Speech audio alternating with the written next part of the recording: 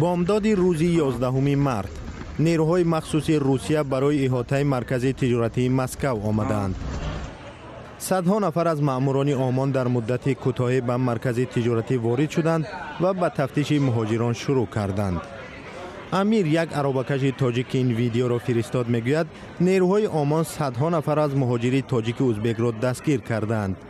در این ویدیو دیده می شود که چگونه مهاجر را دستگیر میکنند و دشنام میدهند. دهها اتوبوس را هم برای بردن مهاجران بازداشت شده آوردند.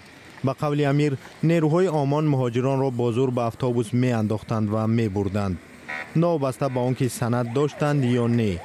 مهاجر دیگری که این ویدیو را به رادیو آزادی فرستاد میگوید مردم زیادی در بیرون از در بازار ماندند و نمیدانستند چی کار کنند.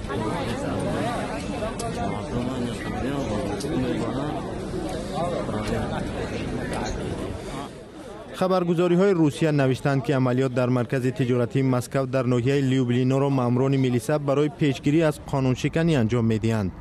عملیات در ارتباط به مناقشه روز 8 مارس در یک ناحیه نزدیک به لیوبلینا صورت میگیرد که در نتیجه آن 3 نفر جراحت برداشتند. مرکز تجارتی مسکو که با نام بازار لیوبلینا معروف است، جای کار صدها نفر از مهاجران آسیای مرکزی بخصوص تاجیک و ازبک ها می باشد.